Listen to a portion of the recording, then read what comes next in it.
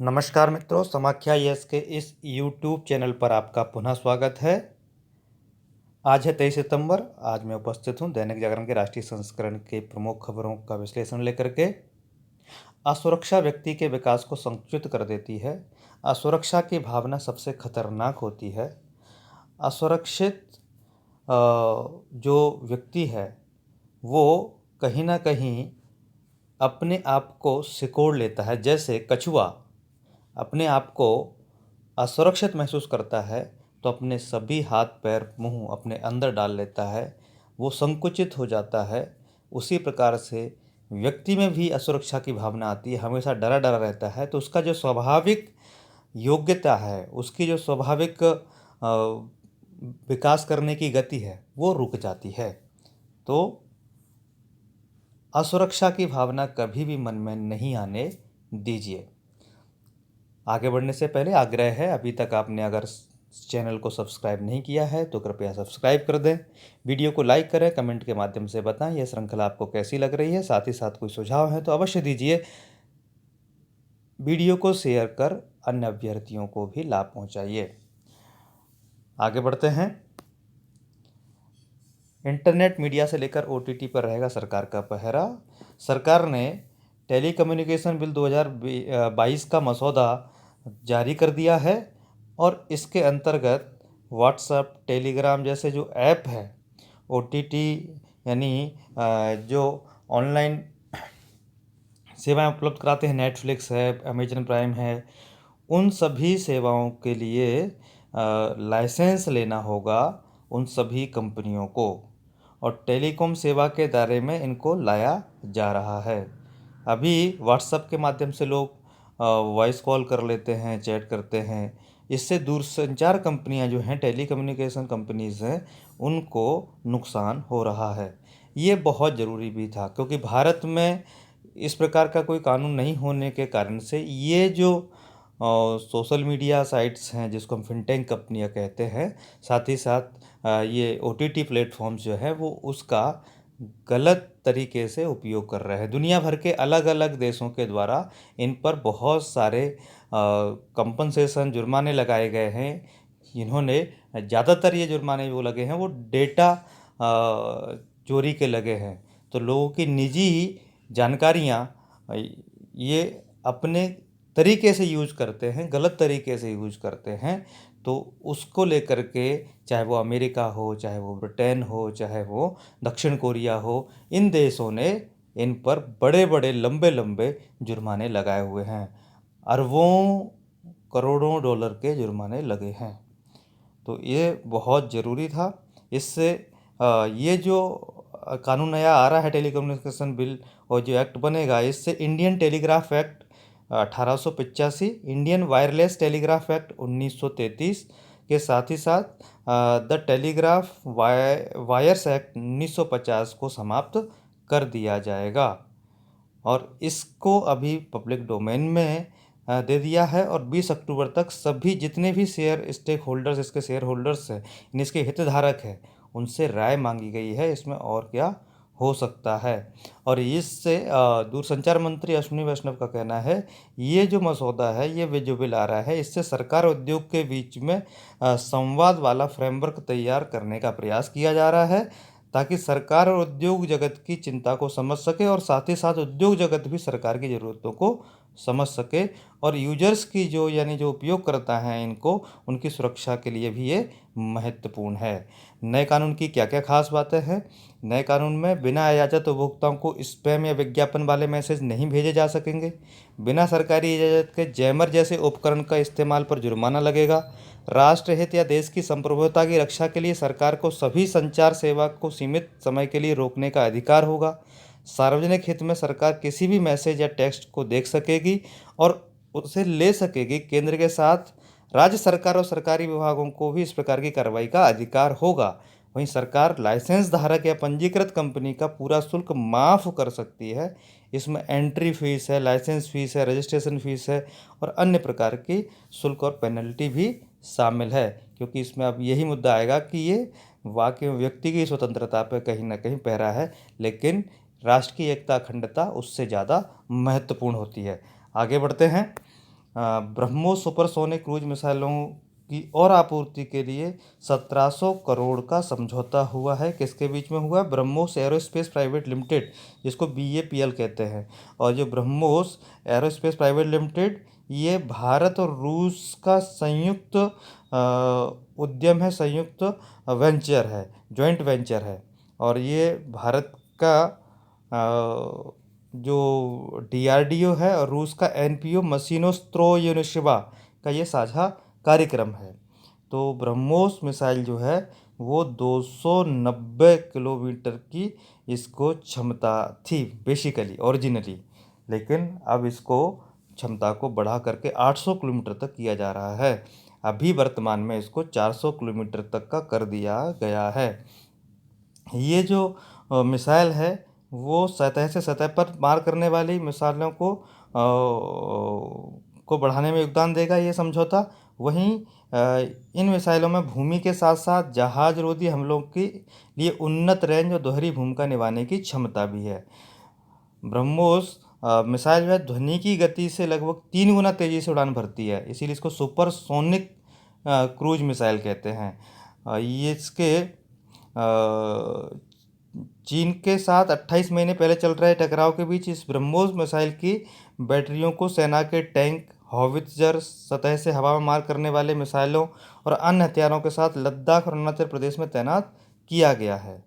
और अभी जो है नौसेना ने, हमारी जो नेवी है, उसने जो दिसंबर 2021 है उसमें अंडमान निकोबार द्वीप समूह क्षेत्र में ब्रह्मोस सुपरसोनिक क्रूज मिसाइल के एंटी शिप वर्जन, यानी जो लड़ाकू जहाज आ रहा है उसको ख़त्म करने का एक अभ्यास किया है और उसको निकोबार द्वीप समूह के पास अपने लक्षित जहाज जो था उसको सफलतापूर्वक मार गिराया था।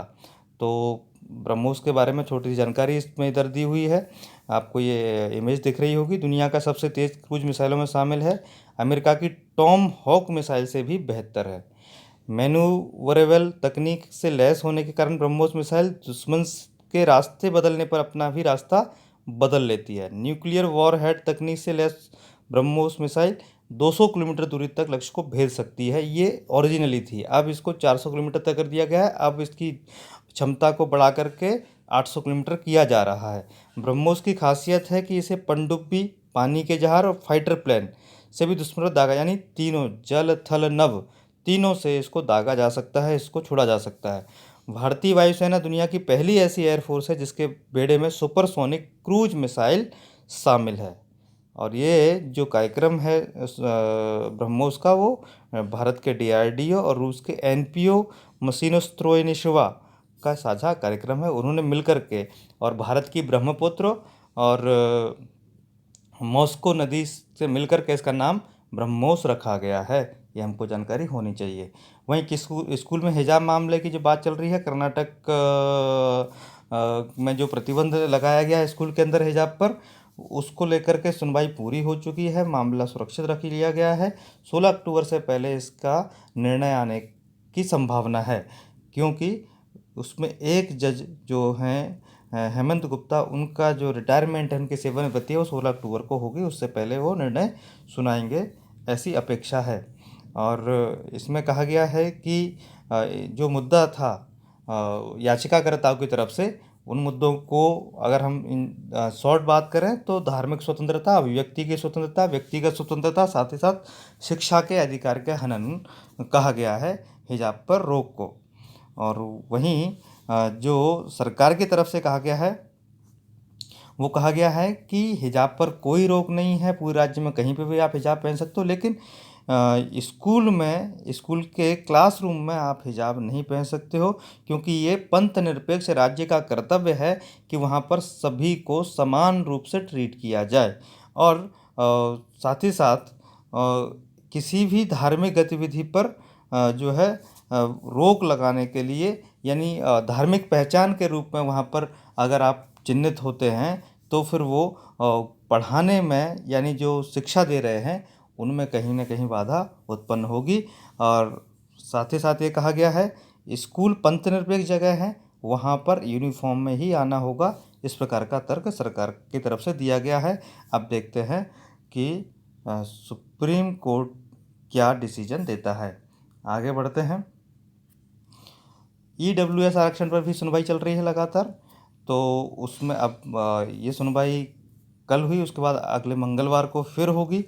लेकिन उसमें सरकार की तरफ से कहा गया है कि EWS आरक्षण जो है वो आर्थिक न्याय की अवधारणा के अनुकूल है। भारत के संविधान की प्रस्तावना में सामाजिक, आर्थिक, राजनीतिक न्याय की बात की है। जो इसका आर्थिक न्याय है, उस आर्थिक न्याय को देने के आर्थिक न्याय की अवधारणा को पुष्ट करने के लिए ये EWS का आरक्षण दिया गया है। और जो 50% का जो आरक्षण की सीमा है वो ऐसा नहीं है कि उसको बदला ना जाए, क्योंकि उस विशेष परिस्थितियों में उसे बदला जा सकता है। और जो नियम बदला जा सकता है वो संविधान का मूल ढांचा नहीं हो सकता है, क्योंकि जो याचिकाकर्ता हैं जो इसके विरोध में हैं उन्होंने कहा है कि संविधान के मूल ढांचा यानी बेसिक स्ट्रक्चर के खिलाफ है, बेसिक स्ट्रक्चर का उल्लंघन, वायलेशन कर रहा है।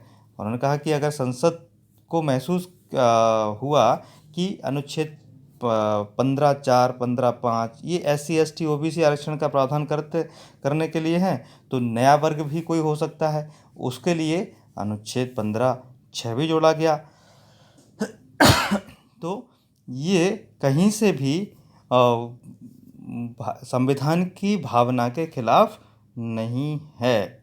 वहीं सरकार से कोर्ट ने पूछा है कि अगर ऐसा नहीं हो सकता है कि क्योंकि जो आर्थिक आधार है वो आधार बदलता रहता है, आर्थिक स्थिति कभी स्थायी नहीं होती है, जबकि जो आरक्षण की जो अवधारणा हमारे यहाँ परंपरागत रूप से है वो सामाजिक सशक्तिकरण की है, न कि आर्थिक सशक्तिकरण की।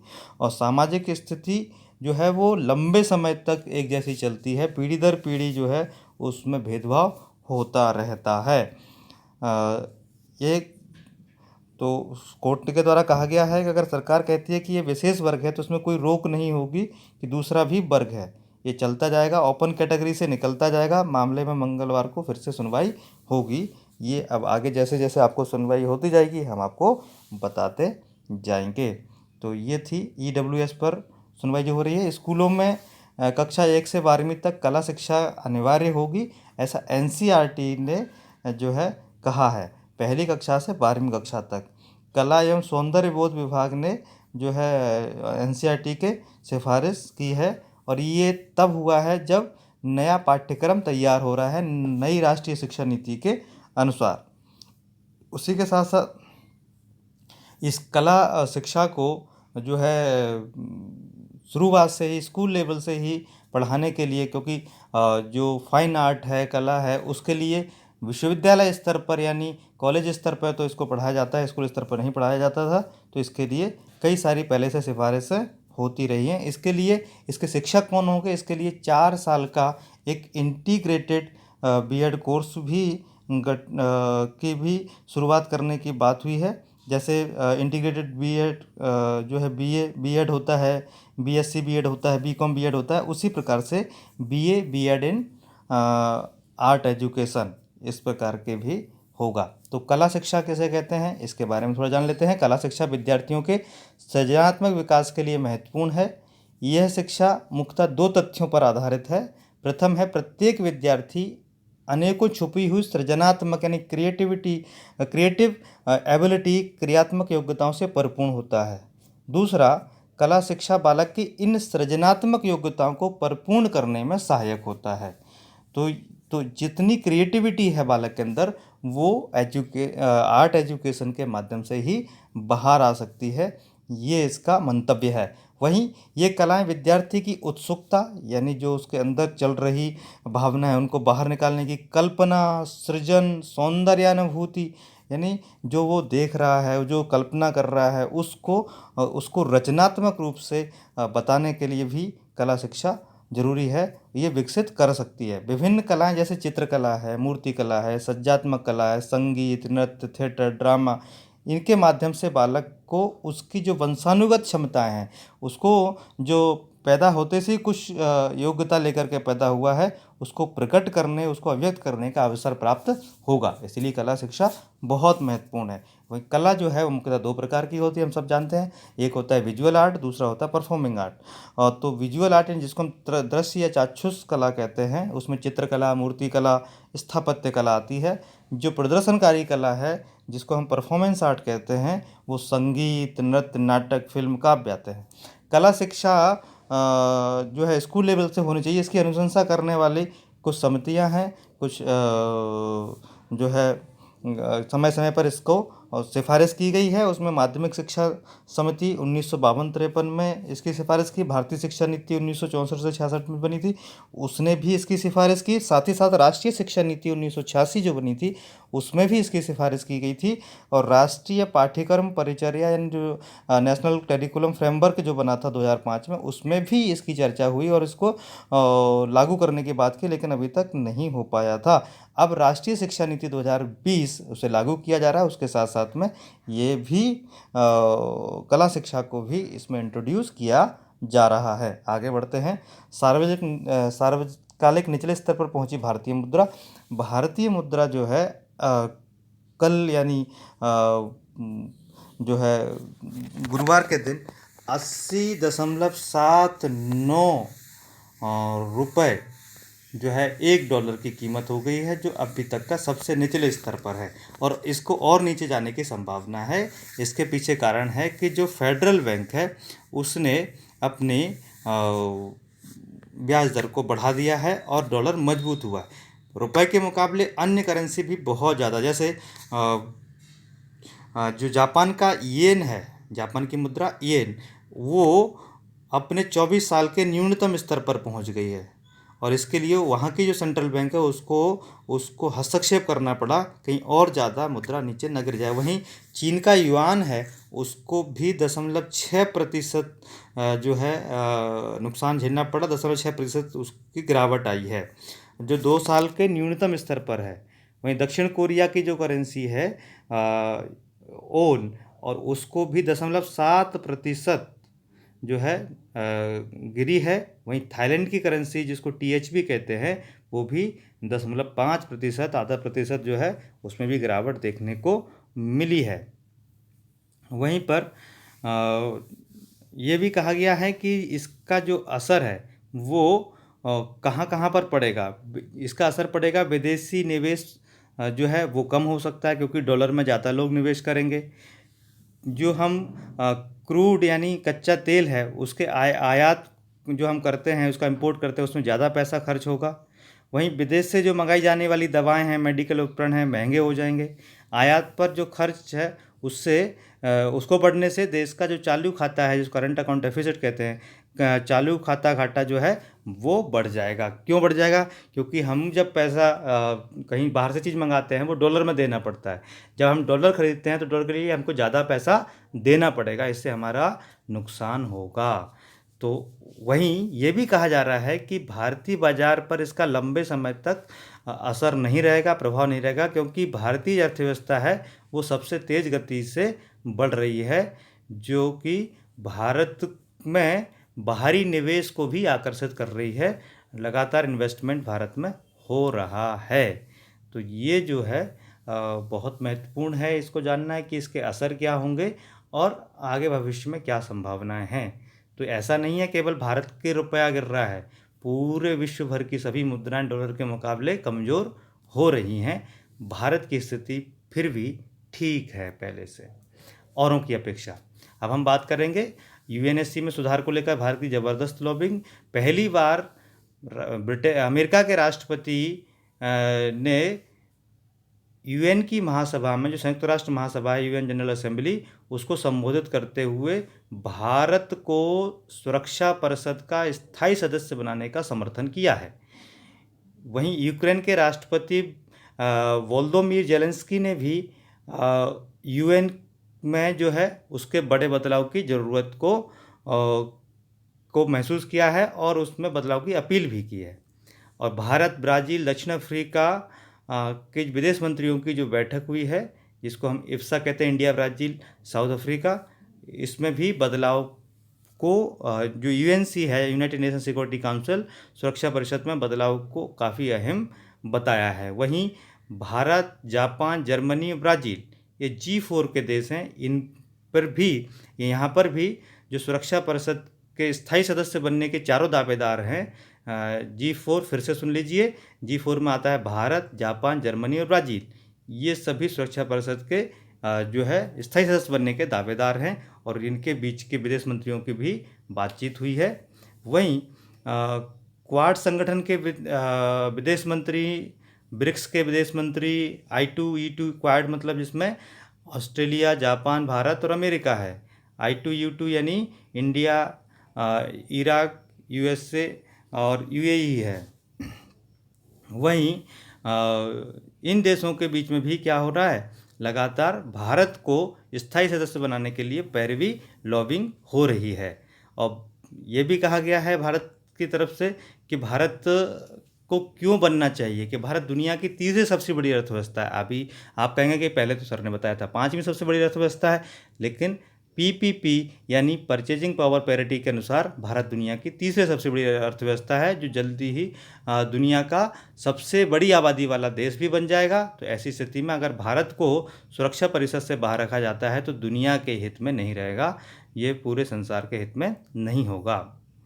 तो वहीं पर IPSA यानी इंडिया, ब्राज़ील, साउथ अफ्रीका के बीच में जो बातचीत हुई है उसको लेकर के उसमें आतंकवाद वैश्विक संकट है और इसको मिलकर लड़ना चाहिए, इस पर बात हुई है। जलवायु परिवर्तन की बात हुई है और UNSC के सुधार के संबंध में भी बात हुई है और आपसी सहयोग की तो बात होनी ही थी।